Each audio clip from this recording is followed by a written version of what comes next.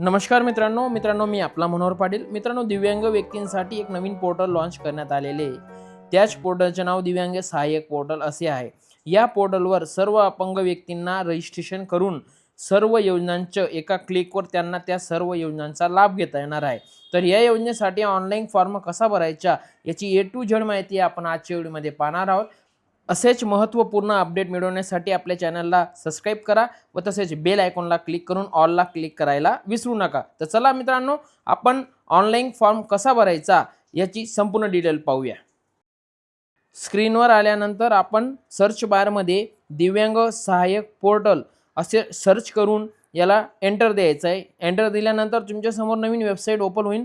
पहिली वेबसाईट आहे दिव्यांग सहाय्यक पोर्टल, याला क्लिक करायचं आहे. क्लिक केल्यानंतर दिव्यांग सहाय्यक पोर्टलचं मेन पेज ओपन होईल. त्या ठिकाणी खाली नोंदणी दिव्यांग व्यक्तींसाठी एकदाच नोंदणी याला क्लिक केल्यानंतर तुमच्यासमोर एक नवीन पॉपअप येईल. या ठिकाणी तुमच्याकडे जर UDID कार्ड असेल तर तुम्ही वरचे ऑप्शन आहे होय माझ्याकडे UDID कार्ड आहे या ऑप्शनला क्लिक करायचं आहे. जर नसेल तर नाही म्हणायचं आणि तुम्ही UDID कार्डला अप्लाय करायचं आहे. बट माझ्याकडे आहे म्हणून होय म्हणतो आणि पुढच्या स्टेपला जातो. क्लिक केल्यानंतर तुमच्यासमोर अजून एक नवीन पॉपअप येईल. या ठिकाणी तुम्हाला UDID जो नंबर असतो तो प्रविष्ट करावा लागेल आणि खाली तुमची जन्मतारीख प्रविष्ट करून OTP पाठवायला क्लिक करायचं आहे. आता तुम्हाला UDID नंबर तुमच्याकडे प्रमाणपत्र असेल त्यावर UDID नंबर असेल MH म्हणून तो फिल करायचा आणि खाली जन्मतारीख फिल करायची. मी सर्व डिटेल भरून घेतो आणि आपण नेक्स्ट स्टेपला जाऊया. आता OTP पाठवायला क्लिक करायचं आहे. क्लिक केल्यानंतर तुमच्या मोबाईल नंबरवर एक OTP जाईल. हे बघा OTP गेला. तो OTP इथं फिल करायचा आहे आणि सत्यापित करा याला क्लिक करायचं आहे. मी OTP टाकून घेतो आणि सत्यापित करायला क्लिक करतो. आता तुमच्या समोर एक नवीन स्क्रीन येईल. वरती वैयक्तिक माहितीमध्ये या ऑप्शनला टिक करायचं आहे आणि इथं आधार नंबर फिल करायचा आहे. बाकीचं तुमचं नाव वगैरे सर्व डिटेल ऑटोमॅटिक येऊन जाईल. खाली तुम्हाला ईमेल ID चा पत्ता फिल करायचा आहे आणि इकडे तुम्हाला वैवाहिक स्थिती म्हणजे तुम्ही विधूर, विधवा, घटस्फोटित जे असाल ते तिथं क्लिक करायचं आहे. मी आता माहिती भरून घेतो, आधार नंबर फिल करतो, त्यानंतर ईमेल ID टाकू आणि वैवाहिक स्थिती जी तुमची विधूर वगैरे तुम्ही काय आहेत ते तुम्ही सर्च करून घ्यायचं आहे. आधार नंबर टाकला गेला. आता ईमेल ID टाकून घेतो. आता ईमेल ID टाकून झाल्यानंतर मी वैवाहिक स्थिती म्हणजे विधूर, विधवा, घटस्फोटित जे असेल ते सिलेक्ट करून घेईल. तुम्ही तुमचे अर्जदार जो असेल त्याच्या पद्धतीने तुम्ही सिलेक्ट करू शकता. आता मी ईमेल ID टाकून घेतला आहे. आता आपण वैवाहिक स्थिती म्हणजे विधूर, विधवा काय असेल ते आपण सिलेक्ट करून घेऊ किंवा अविवाहित असतील तर अविवाहित सिलेक्ट करायचं आहे. हे बघा माझं कस्टमर अविवाहित आहे म्हणून मी अविवाहित सिलेक्ट करतो. आता खाली कुटुंब माहितीमध्ये तुमच्या वडिलांचं आणि आईचे नाव ऑटोमॅटिक येईल. फक्त खाली तुमचे आई-वडील दिव्यांग आहेत का हे तुम्हाला सिलेक्ट करायचं आहे. दिव्यांग असतील तर तुम्हाला UDID नंबर टाकावा लागेल, नसतील तर दोघं ठिकाणी तुम्हाला नाही करायचं आहे आणि नेक्स्ट स्टेपला जायचं आहे. आता या ठिकाणी तुमचा जात प्रवर्ग कास्ट वगैरे ऑटोमॅटिक होऊन जाईल. आता महाराष्ट्राचे अधिवास प्रमाणपत्र तुमच्याकडे डोमासाईल असेल तर होय करा, नसेल तर नाही करा. या ठिकाणी तुम्हाला पॅन कार्ड नंबर फिल करायचा आहे. जो तुमच्याकडे पॅन कार्ड असेल तो जशाचा तसा नंबर फिल करायचा आहे. पॅन कार्ड नंबर टाकून झाल्यानंतर खाली तुम्हाला जो आधार कार्डचा ॲड्रेस असेल, घर क्रमांक वगैरे तुमचं गाव वगैरे सर्व सिलेक्ट करायचं आणि तो जशाच्या तसा तुम्हाला तिथं ॲड्रेस फिल करायचा आहे. मी सर्व ॲड्रेस फिल करतो आणि पॅन कार्ड नंबर टाकतो. सर्व डिटेल फिल करून आपण पुढच्या नेक्स्ट स्टेपला जाऊया. तर चला मित्रांनो, मी सर्व डिटेल फिल करून घेतोय. हे बघा मी पॅन कार्ड नंबर देखील टाकून घेतो आणि आपण नेक्स्ट स्टेपला जाऊया.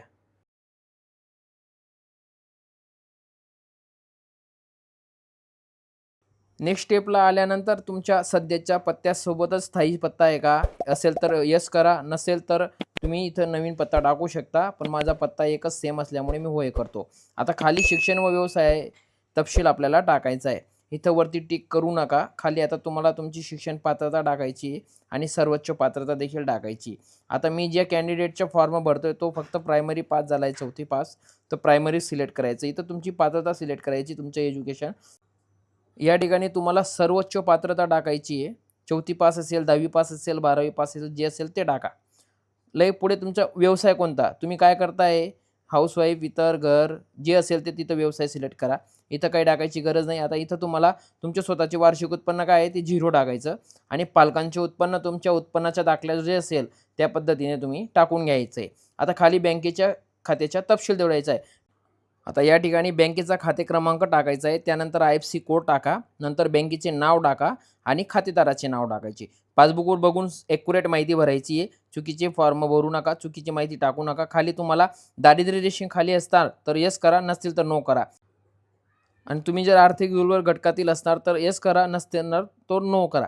आता मी जो कस्टमरचा फॉर्म भरतोय तो दोघं याच्यात नाही आहे, म्हणून मी त्यांना नाही करतो आणि नेक्स्ट स्टेपला जातो. आता पुढे आपल्याला देखभाल करणाऱ्याचा तपशील जोडायचा आहे, त्याचं नाव टाकायचं आहे आणि त्याचं अपंग व्यक्तीशी काय नातं आहे, काय रिलेशन आहे ते फिल करायचं आहे. नाव टाकून रिलेशन फिल करा आणि खाली तुम्हाला आता तुमचा पत्ता टाकायचा आहे, कायमस्वरूपीचा जो पत्ता आहे आणि तुमचा जो स्थायी पत्ता असेल तो जर असेल तर तुम्ही ॲक्युरेट जशाच्या तसा या ठिकाणी फिल करायचा आहे. जिल्हा टाका, तुमचा तालुका टाका, त्यानंतर तुमचं गाव निवडा आणि तुमचं स्थायी गाव निवडा. अशा सर्व डिटेल फिल करून आपण खाली एक इन्स्ट्रक्शन याला टिक करायचं आहे आणि सबमिट बटनाला क्लिक करायचं आहे. सबमिट बटनाला क्लिक केल्यानंतर तुमच्यासमोर 2 पॉपअप येतील. त्या पॉपअपला ओके केल्यानंतर तुमचे रजिस्ट्रेशन हे सक्सेसफुली सबमिटेड झालेलं आहे. बघा, काँग्रॅच्युलेशन, रजिस्ट्रेशन इज सक्सेसफुली.